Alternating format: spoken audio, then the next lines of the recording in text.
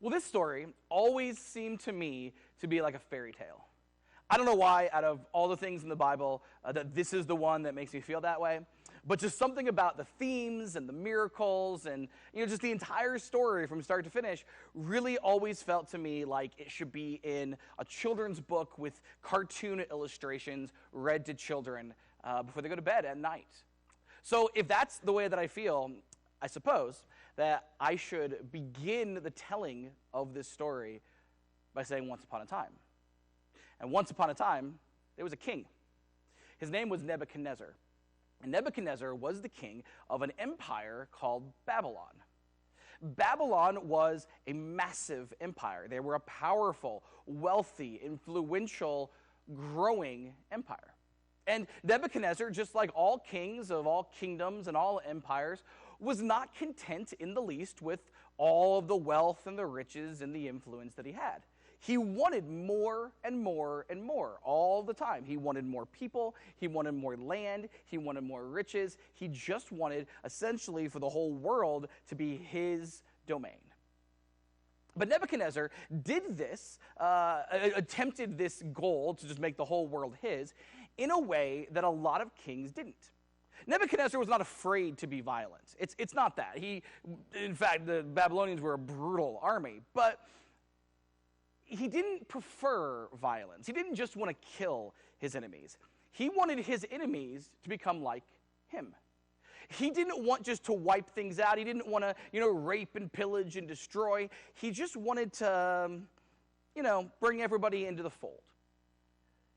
And so that's what he did.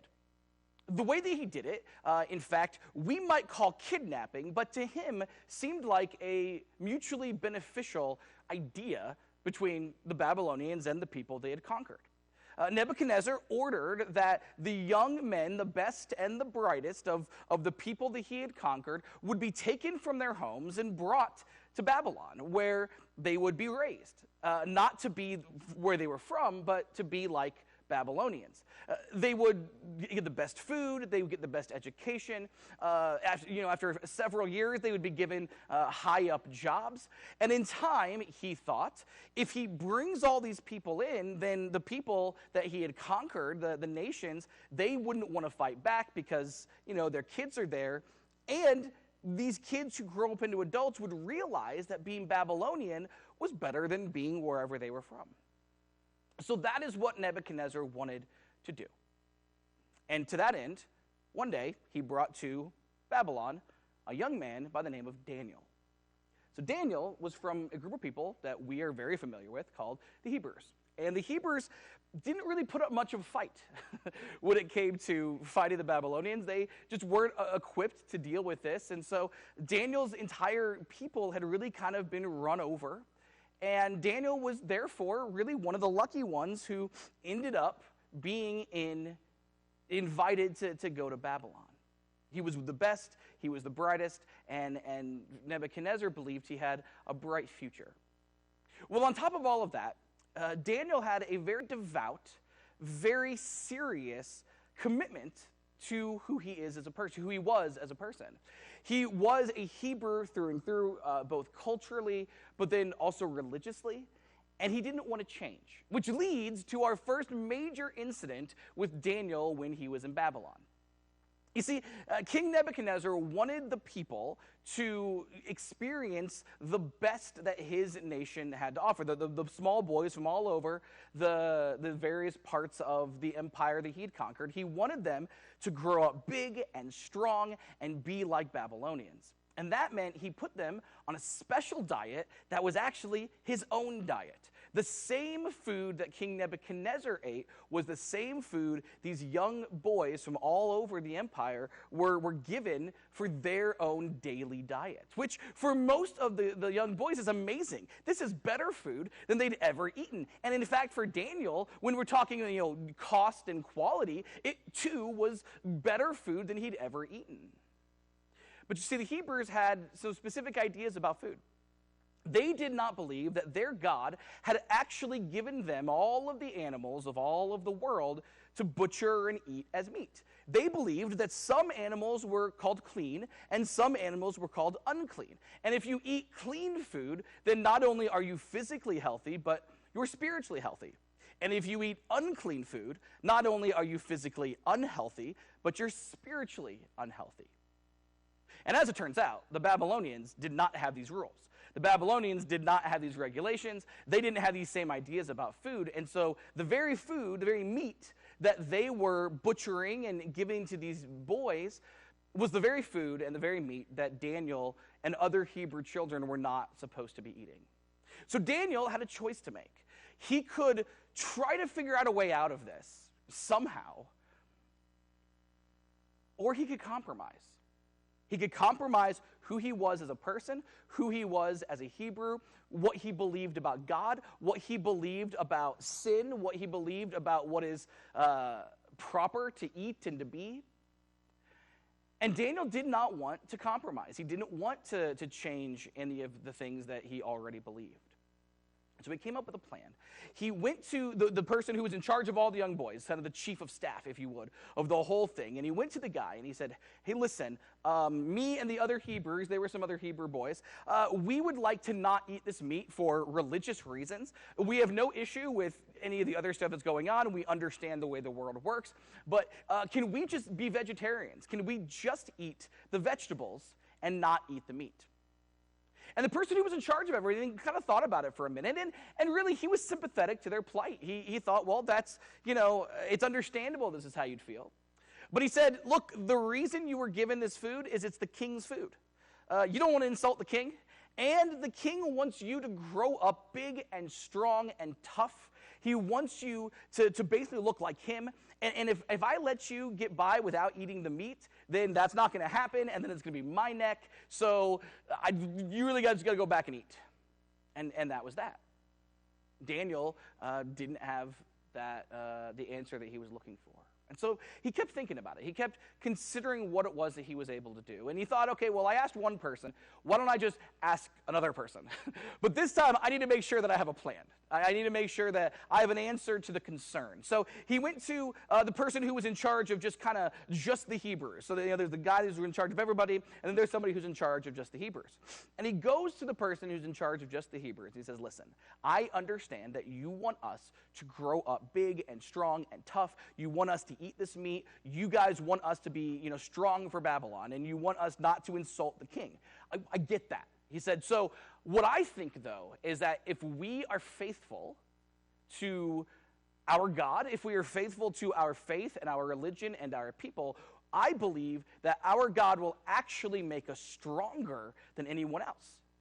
I believe that we will be bigger and stronger and tougher than all the other boys from all over the empire. And so I'm willing to put this to the test. He says, this is what I want to do, okay? Give us 10 days, a week and a half. It's nothing. It's a third of a month, just no amount of time. Give us 10 days for us to just be vegetarians. We'll just eat the vegetables. We'll leave the meat aside. Somebody else can have it. If at the end of 10 days, we are not demonstrably looking better, bigger, stronger, tougher than everybody else, then we will happily eat the meat the rest of our time here, and we will never say anything else again. And he said, by the way, if this happens, then you get credit. If we end up bigger, stronger, tougher, you're going to be the one that benefits. If we're not bigger, stronger, tougher, then you lose nothing because it's only 10 days. I mean, who cares about 10 days? What do you think? Well, turns out Daniel was pretty persuasive. And so the person who was in charge of them said, I've got nothing to lose here. I might as well let you guys do that. And so for that 10 days, the Hebrew boys, including Daniel, just ate vegetables. They didn't eat meat. They didn't do anything at all that was against their religion, their faith, their culture, their people. And at the end of the 10 days, as it turns out, exactly what they had hoped for, exactly what they had spent those 10 days, I'm sure, praying for, happened. They looked better. They looked hardier. They looked bigger, stronger, tougher. And the person who was in charge of them had no choice but to say, look, if this is what you guys look like as vegetarians, then far be it for me to try to force an animal down your throat. So we're just going to go ahead and it'll be our little secret, and you guys can be vegetarians. Right from the start then in this story, Daniel is faithful to God.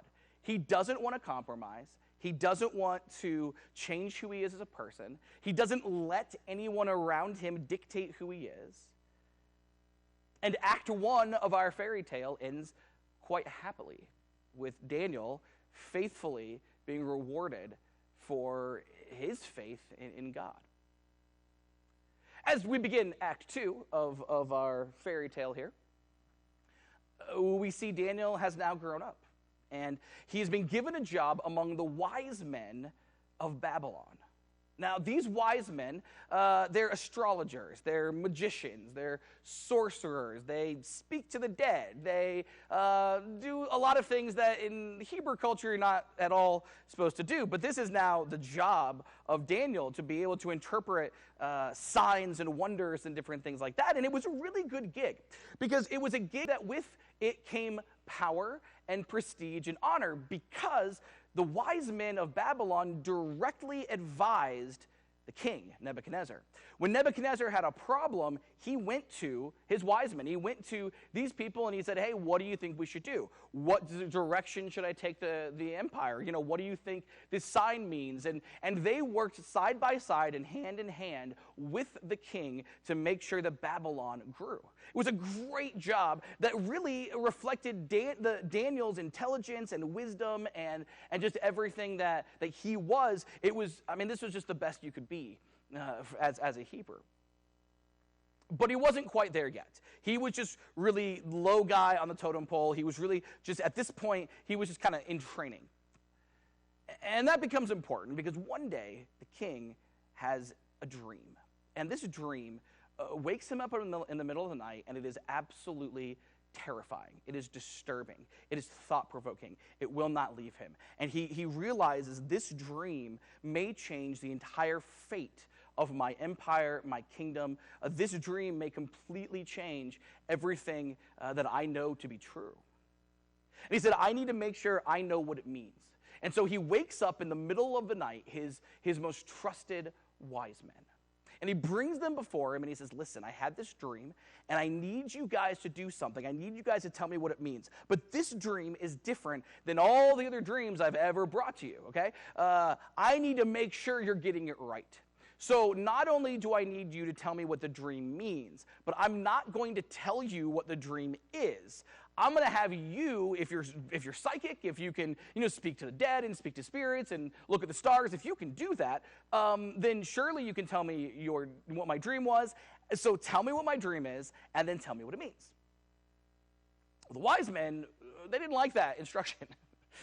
Usually theirs was more an art form than a science. They would more advise based on, information that they have, that they've been given. They're not really, they call themselves psychic, but they're not used to having to prove they are psychic by reciting specific information from somebody's dream. Usually, if Nebuchadnezzar has a dream, he tells them what the dream is, and then they can give him the interpretation. And that's what they're used to doing. And so they tell the king, hey, we can't do that. And the king reiterates, listen, I need you to do this for me. And they told him, hey, you can't. And then Nebuchadnezzar shows, while earlier I mentioned he doesn't love murder, he's not really immune to it either. And so he said, I'm going to kill all of you if you insist on defying me. I have given you an instruction. Tell me what the dream is. Tell me what's going on, or I'm just going to kill all of you. And they just really, they told the king, we can't do what you're asking, the impossible. No one can do what you're asking for. And so Nebuchadnezzar, very angry, very upset, calls for all of the wise men, even the ones that, are just kind of in training, and the ones who aren't even in the room. Get me all my wise men. I'm going to kill all of them. I am going to start over. Clearly, they have just nothing. It was not Nebuchadnezzar's most, finest moment or most reasonable moment. And that's how Daniel gets woken up in the middle of the night and is told, hey, you're going to go get executed because these other guys couldn't do this thing. And Daniel's thinking, well, I can't do this thing either, but you might as well try, right? If you're going to get killed, you can't do more than kill somebody. So he figures, well, if I give this a shot, maybe God will reward me. Maybe God will show me something, and maybe it'll work out. And so he asks for an audience, and Nebuchadnezzar says, listen, before you kill me, before you kill all these other people, let me have a shot. If we've got absolutely nothing to lose, nobody else wants to do this, and we'll see what happens. And Nebuchadnezzar, of course, agrees, because this was a massively important dream. This was a dream that meant so much to him, and he just wants to get it all he just wants to get it all taken care of. And so Daniel goes before Nebuchadnezzar, and this is really, to our knowledge, the first time they meet. This is the first time that Daniel is in the presence of the guy who took him out of his home, and he shows absolutely no intimidation whatsoever. In fact, he's almost defiant. He tells the king, he says, listen, I'm going to give this a shot, but if this works, if I get this right, here's what you need to understand. None of these guys could do it. These other wise men, they couldn't do it, and while we're here, I can't do it. If I get this right, it is not me. This is the God of my people. This is the God that I serve. This is the God of heaven and earth. If you receive anything that is wise from here, understand that it's God speaking to you, not me. And I just need to know that. And Nebuchadnezzar says, great, fine, whatever. Let me know what you think. And at that point, Daniel, or really God through Daniel, does exactly what Nebuchadnezzar wants. He tells him exactly what the dream was. And Nebuchadnezzar is very excited about that. And then he tells him exactly what that dream meant. And Nebuchadnezzar is even more excited about that. And this is what we read in the Old Testament book of Daniel, happens after Daniel tells him the dream and then interprets the dream correctly. In Daniel chapter 2, we read this. It says, then King Nebuchadnezzar threw himself down before Daniel and worshipped him. And he commanded his people to offer sacrifices and burn sweet incense before him. The king said to Daniel, truly your God is the greatest of gods, the Lord over kings, the revealer of mysteries, for you have been able to reveal this secret. Then the king appointed Daniel to a high position and gave him many valuable gifts. He made Daniel ruler over the whole province of Babylon, as well as chief over all his wise men. At this point, then, after this incident of worshiping Daniel, and maybe God a little bit, but sure seems like Daniel is given this job. He's given this job to rule over Babylon. He is now in charge of all the wise men, and that's where Daniel is. And so as the second act, so to speak, of the story goes, as the second act of this story ends, Daniel is, he is really in heaven on earth, he is now he is now ruling in this empire. He is now ascended very quickly into a place of power. He's now given essentially anything that he wants.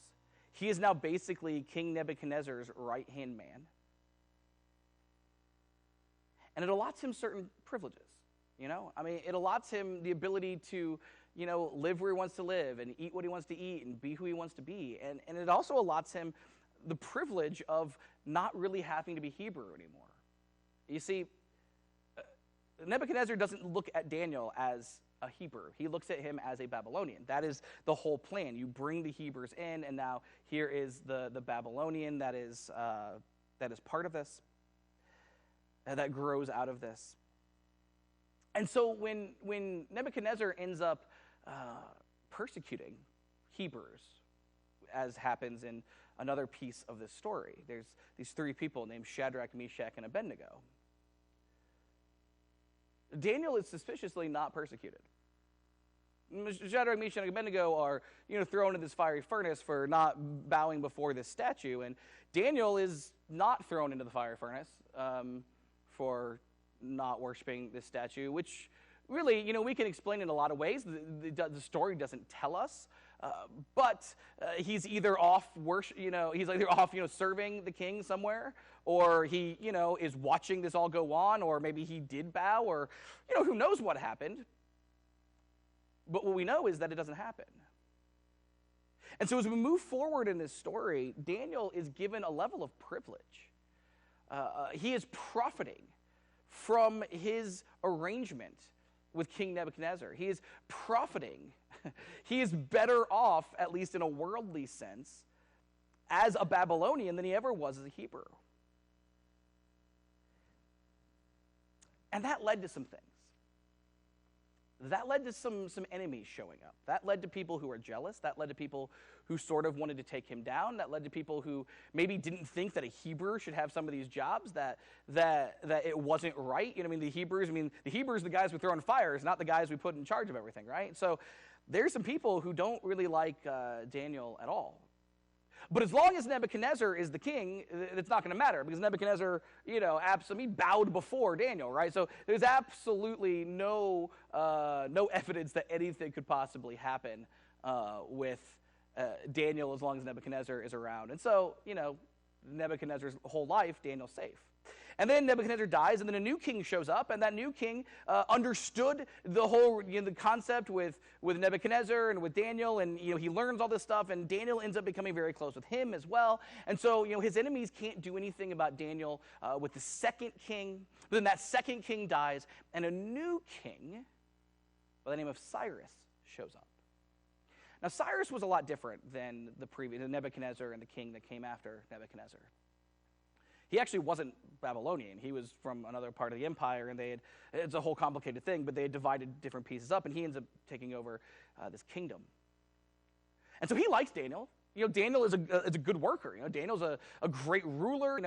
Daniel's good at his job. You don't get to be high up in the Babylonian Empire without doing what you're supposed to do to be a good Babylonian. And so Cyrus looks at Daniel, and he doesn't see a guy that he has a close relationship with, but he does see somebody that he wants to, keep in power.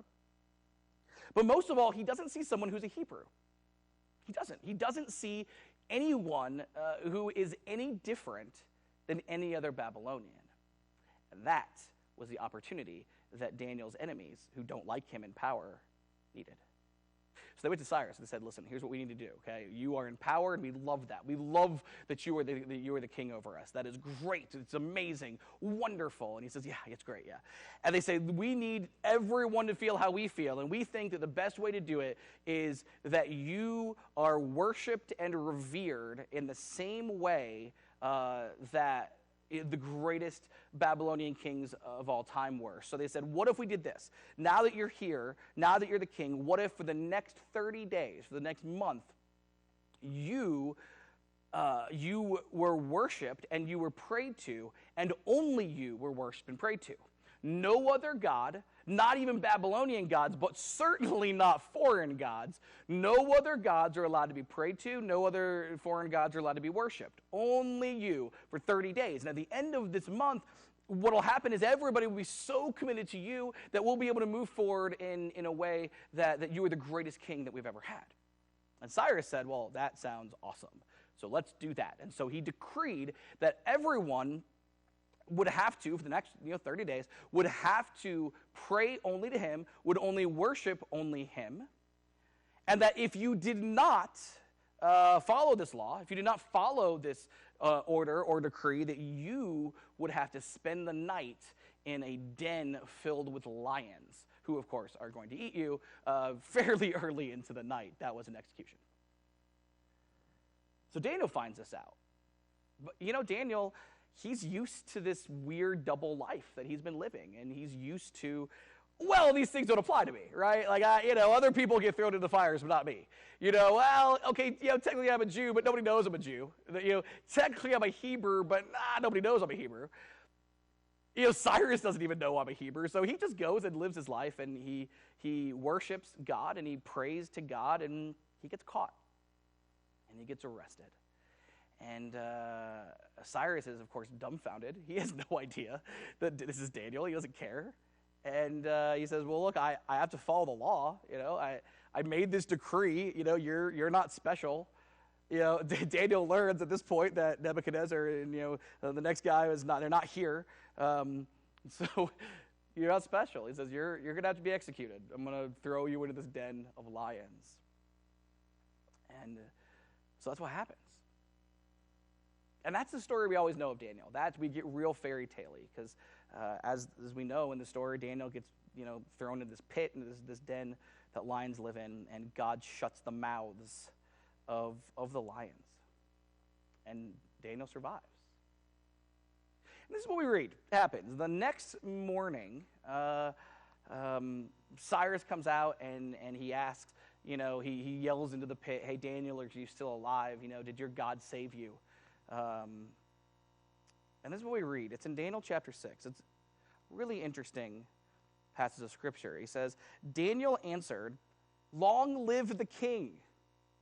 My God sent his angel to shut the lions' mouths so that they would not hurt me, for I have been found innocent in his sight. And I have not wronged you, your majesty. The king was overjoyed and ordered that Daniel be lifted from the den. Not a scratch was found on him, for he had trusted in his God. I always have felt like this story of Daniel, and it reads like a fairy tale. It does. It starts with this miraculous food thing, and he doesn't eat meat, and yet he grows big and strong because God honors his faith, and you kind of bookend it really easily with Daniel in the lion's den, where he trusts in God, and so God saves him by sending an angel, and the lions don't eat him, and it's great. And as a fairy tale, it really works well as far as a lesson of, hey, be like Daniel. Daniel trusted God, and God blessed Daniel. As a fairy tale, it works awesome. But this isn't a fairy tale. This is inspired scripture. This is God giving us a story, an account of part of what went on during the Babylonian exile, this exile that completely and fundamentally changed the people of Israel forever.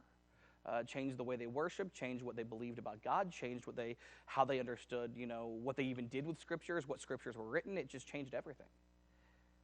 And in the midst of this story, we see a story of Daniel. And I don't want to say that Daniel's all bad. Don't get me wrong. Daniel starts off great. The first act, so to speak, of this 3-act story, Daniel is only ever good. He is just 100% great. And, to a degree, in Acts 2 and 3, he trusts God to interpret the dream. He trusts God to save him out of the lion's den. But, there's just some things here that it's hard to unsee. It's hard to unsee. For example, when Daniel, when he interprets this dream for Nebuchadnezzar bows before Daniel. And there is absolutely some worship of God, some homage of God, but there is also absolutely some worshiping of Daniel here. And Daniel is A-okay with it. He completely embraces it and accepts it. Furthermore, as we get with the story of Daniel in the lion's den, he comes out of that lion's den praising Cyrus. Praising the king, long live the king, and making sure the king knows, well, I didn't do anything to you. I swear I didn't do anything to you. And it's a good thing to remember that Cyrus had ordered that his entire empire worships him, a human being, and does not worship God. This man had barred the worship of God and ordered the worship of himself, and Daniel is saying, long live the king. He supports and endorses and helps this king who's objectively terrible.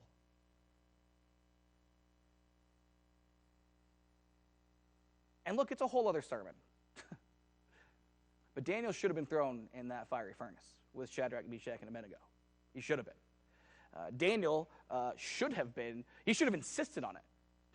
And if he's out of town, I mean, that's the answer we give a lot of times. Oh, he's out of town somewhere. But the second he comes back into town, he should have insisted on it. You know, well, fine, throw me in there too, because they're my Hebrew brothers. They're my brothers in the faith and in my nation. I'm not letting them suffer alone. But you see, what we see in the story of Daniel, you know, no matter how we explain certain things, what we see in this story is that Daniel, at the beginning, he doesn't want to compromise. At the beginning, he doesn't want to go back on his Hebrew faith. He doesn't want to change his faith in God. But somewhere along the way, that goes away. It goes away so much that somewhere along the way, he stops even being a Hebrew in the eyes of everybody else, and he's just a Babylonian. I mean, really, that third act really hinges on that. You know, that Cyrus probably wouldn't have said this had he known that that's what Daniel was going to do, but he has no idea who Daniel is. Daniel becomes indistinguishable from the culture around him. As a fairy tale, this is great, but as inspired scripture, this is a story of caution, I think. You see, because we live in a world that wants us to compromise. God has an ethical standard, right? God wants us to be a certain kind of person. God wants us to be his people. And so does the world. The world wants us to be theirs. And I'm not trying to, be this crazy, battle where, I'm not trying to be a crazy person about it. I'm just trying to tell you the truth. Jesus said that the ruler of this world was Satan. Like, he says that multiple times. He says the ruler of the world is Satan. That Satan has dominion and power here somehow. I mean, the somehow is we gave it to him in sin. But, there is wickedness and evil in this world. And Paul calls Satan the god of this age. I mean, the truth of the matter is this. We live in a world that does not share the values of God. And so we are constantly tempted. We are constantly taught. We constantly see examples of people who are showing us how to compromise. And the truth is, it's easy to pick on one person. I'd just like to pick on everybody, I mean, we see this in politics, people compromising their ethics to get ahead. We see this in the business world with CEOs, with managers, with bosses. I remember working at a fast food place, and I was expected to compromise my ethics so the fast food place could make a few more dollars. We see this in, relationships with people. We can stay friends with somebody. We can keep a relationship if we'll compromise who we are. You see it with priests and pastors and religious teachers. I mean, there is, you see it with lawmakers. You see it just everywhere. God has a standard, and we are essentially asked on a constant basis to compromise and to embrace that standard that the world has. Daniel is a fantastic example of what that looks like. God was faithful to Daniel, and that is incredible by God. That's wonderful. But Daniel is not an example that we follow. Daniel is a word of caution to learn from. He compromised who he was. And so I don't think we can go to Daniel. I think we need to go to Jesus for the example of what it looks like not to compromise. And to do that, we need to look at the book of Luke, chapter 13, just very quickly. This is a story of Jesus out during his ministry, and this is what we read. It says, at that time, some Pharisees said to Jesus, "Get away from here if you want to live. Herod Antipas wants to kill you." Jesus replied, "Go tell that fox that I will keep on casting out demons and healing people today and tomorrow. And the third day I will accomplish my purpose. Yes, today, tomorrow, and the next day I must proceed on my way, for it wouldn't do for a prophet of God to be killed except in Jerusalem. Oh, Jerusalem, Jerusalem, that city that kills prophets and stones God's messengers. How often I have wanted to gather your children together as a hen protects her chicks beneath her wings. But you wouldn't let me.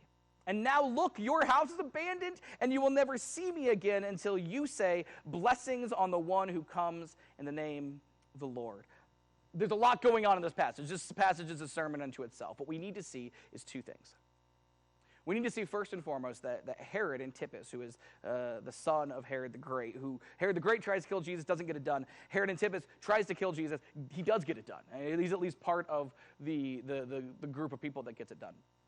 And there's this warning, and maybe mocking me. I don't know why a Pharisee is telling him. Maybe it's sincere. Maybe they're just mocking him. But he's saying, hey, Herod Antipas wants you dead. You've got to get out of here. You got to stop doing your thing. You got to just run away and hide. And Jesus says, you tell Herod, I'm not changing a single thing for his sake. I'm not changing a single thing for what he wants me to do. He wants me to stop my ministry? Tough.